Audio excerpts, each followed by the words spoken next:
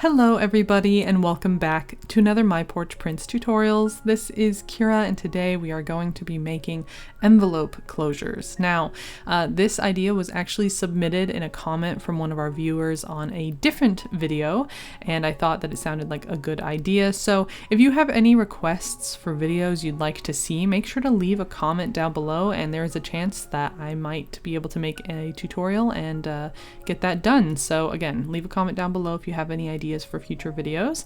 But for today's video, we're going to be doing 5 different methods for how to close an envelope. And of course, there are probably more ideas. These are all the ones that I could come up with, but if you come up with any of your own, make sure to, again, leave a comment down below. For today's video, all of these envelopes are ones that I actually made in a previous video on the channel. I will link that down in the description box in case you want to watch it and make some of these envelopes on your own, but these methods are not made just for these envelopes. They should work for any envelope. All right, so you can see I've gone ahead and laid out everything I'm going to need for all 5 methods today. It's not a lot of supplies. These are really simple ideas. So to start with, we're going to begin with the fussy cut closure. So all that you'll need is a fussy cut. It can be any shape. I do like to print mine on cardstock. I think if they're thicker, they work a little bit better. I'm going to use this butterfly here. I think it's pretty and I like using them for my envelope closures, mostly because they have a distinct kind of top and bottom. So that's going to be helpful for this method. So taking a glue of choice, I am using FABRI TAC glue because it's non-water based and won't wrinkle my paper. And I'm going to add glue to the bottom half of my fussy cut. And it's important that you keep the glue only to the bottom half because if it gets on this top half here, you will glue your envelope shut and we're trying to avoid that. So go ahead and glue the fussy cut down. And you will notice that with this method over time, your fussy cut will bend just by the nature of how it works, where you tuck the lip underneath the fussy cut like this. So this isn't a super long lasting method necessarily. It will start to bend the fussy cut. So that's just something to keep in mind with this method. If you use an envelope that has a point rather than like a straight edge, it does seem to work a little better and last a little longer because there's not quite as much friction. You don't need, as much tucked underneath, so there's not as much pressure. So that's just something to keep in mind as well. But you can see this is a really quick, simple method. It goes ahead and just kind of tucks the lip of your envelope underneath the fussy cut like this, and it's really secure and it holds things together and it's nice and flat. So I would say this is probably my go-to method for closing envelopes. All right, so let's go ahead and move on to the second one here. This is another really quick and simple method, which is using these Velcro dots. We get ours on Amazon and we have them linked down below in our Amazon affiliate shop. So if you want to purchase them, you can. They come with 2 halves that go together like this. So you'll just take your first Velcro button and glue it, not glue it, but like stick it. They have like an adhesive to the back of them. So stick it underneath the lip of your envelope. And then you're gonna lay your second one on top of it, Velcro side down, peel off the backing so that you have that, sticky adhesive showing. And then when you press it closed, they'll be perfectly aligned like this. The pros of this method are how fast and easy it is to do. It tends to be really lightweight. If you have a light, envelope that you're using it on, the Velcro should last a decently long time, although it can wear out just depending how much you use it. You also can see the Velcro, so if that bothers you, this might not be something you like, but they tend to be pretty easy to hide. I don't find them to be too noticeable or invasive, so I do like using these when I'm kind of in a quick pinch and I don't want to cover up my art. I feel like the Velcro dots work really well. And again, they're nice and flat, really simple, and yeah, nice and easy. All right, so this third one, I won't lie, is probably the most finicky and complex of the 5 methods, so just keep that in mind. So to start off, I went ahead and made this little paper button using this 1-inch circle punch. I just punched it out of a piece of cardstock that I had, went around the edges with a little bit of distress ink. And then you're also going to need 2 brads, and I recommend having one large one like this and then one small one like this. And again, we have these linked in our Amazon affiliate shop, along with this little bulb pin. So you're gonna need those 3 little pieces of hardware. And then I've got this micro hole punch that I'm going to be using to punch my holes. You could also use like a needle. You just need something to make little holes in your envelope. And I'm gonna go ahead and place my hole pretty close to the lip of the envelope. If it's too high up, it won't work for this method. So you want it kind of close to the lip, not so close that you know, tear through it, but as close as you can get. And then we're going to add the larger brad here and go ahead and flatten those prongs. Now you can see the prongs on the inside. So again, if that bothers you, this might not be the method for you. Just keep, you know, in mind where your designs are and things like that. All right, something else also is to remember that this is a pretty thick brad here, so if you have a thin journal, you might not like this either, but it does make like a little bit of space in a journal if you tuck it in there. So again, just kind of keep that in mind. It's sort of a thick method. All right, so once we've got that done, we're going to take our bulb pin here, and taking the sort of the actual bulb part, we're going to hook it underneath the head of the brad like this, okay? And this is going to be kind of part of what secures everything together. So it's going to work something like this. And then we're going to take our button that we made, and we're going to punch a hole with the micro hole punch in the center, just like this. It doesn't have to be perfectly centered, close counts here. And then taking that smaller brad, we're going to hook it through the other end of the bulb pin so that the head kind of catches on the other, like, opposite side, just like this. So this is going to kind of hold everything in place from this end and create tension between the two, which is what we want. And then this piece is going to go through the center of our little paper button here, just like this. And then you're going to flatten out the two prongs on the other side, okay, just like this. And then I'm using my FABRI TAC glue here, adding glue to the bottom of that button, and then you're going to glue it down to the other side of the envelope like this. And again, you want to try to keep the bulb pin attached. You want to kind of keep that tension. And why this method is kind of finicky is because if you have too much tension, then you won't be able to unclasp the bulb pin.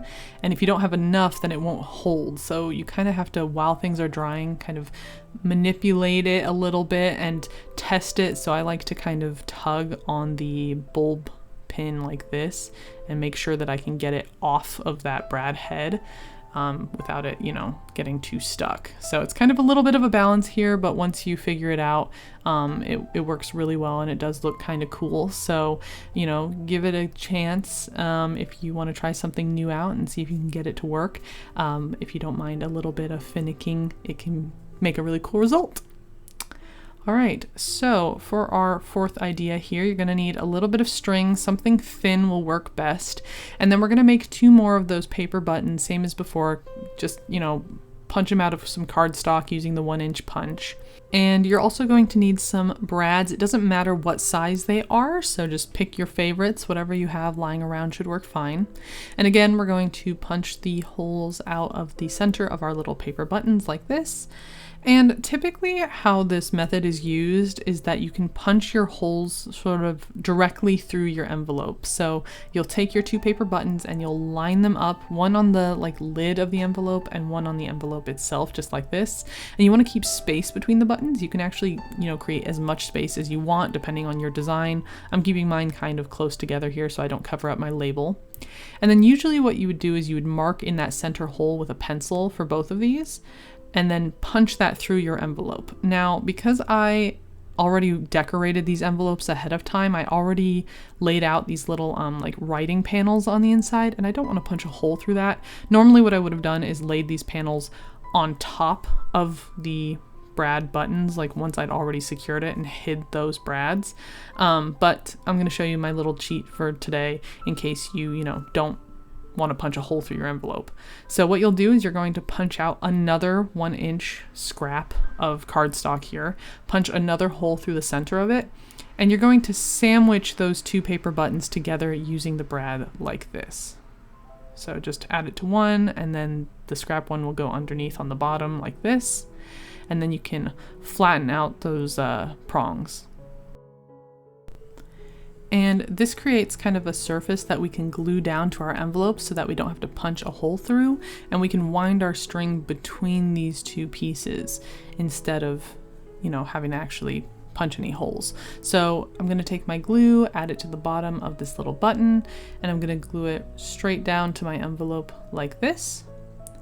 And you can do this for both buttons if you want to. I'm going to show you the original method on the other button just in case anyone is curious. So what I would, normally do is I would just add the brad through the center of the button like this, just the one layer. And then I would add that through my envelope itself. So just punch the hole through the envelope and then flatten the brads on the other side like this. So, you can use either method, they both work. One of them means punching a hole through the envelope and the other doesn't. So you can kind of just decide which one works best for your project. And then to close the envelope, you're going to take that string. Again, you want something kind of thin that can slide underneath the paper, just like this. So you can see I slid it through my 2 layers on this button. If you're only using the 1 layer, you can just wrap it around like this, and that's fine. And then using whatever remaining string you have, you're just going to keep going. Just wrap it around both buttons like this, and that's going to hold it closed. If you have some extra string, you can tie like a little bow at the top like this. And there you go. That's a simple little, paper button closure. Again, this method it works pretty well. It's pretty quick. It does take some supplies, but otherwise it holds really well. All right, for the final method here, we're going to be taking a eyelet and we're going to be punching it through the lid of our envelope. And you can put the eyelet honestly anywhere you want. You do want to be mindful of any designs that you might be punching through. Like with this one here, I accidentally punched right through the head of the little deer on the back. I know it's hunting season, but that was unintentional and I'm pretty disappointed by that. So if you have any designs on your envelope, make sure to be mindful of where you're punching your holes so that you don't accidentally do something like this. But once you've got your hole punched, you can go ahead and add your eyelet. I'm using this eyelet press here that I have on my Crop-A-Dial. And then you can add a string through the eyelet just like this and use this to close your envelope. And you can actually do multiple eyelets and multiple strings to do different kinds of designs if you want. I'm just going to do the one today. And I'm just going to, take my string. I've got a good amount of it here, and I'm going to wrap it around the envelope like this. And again, you can keep this really simple. Like right here, I could have just tied a knot or tied a little bow and been done with it. But I'm going to do a little bit of extra wrapping. So feel free to watch and follow along if you want to try this out. I don't really know what this is called. I've been calling it like a parcel wrap. I don't really know if it has a name, but this little method here where you kind of like twist your strings like this and then go the opposite direction around whatever it is you're tying, gift box, envelope, doesn't matter.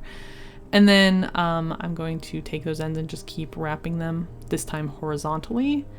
And then once I come back around to the front, I can use those ends to tie a little bow. So I'm going to go ahead and do that. And then I like to kind of tug on my strings and kind of group them together. I just think it makes it look a little bit nicer and a little bit neater. So I'm going to go ahead and kind of slide those around until they look a little bit nicer.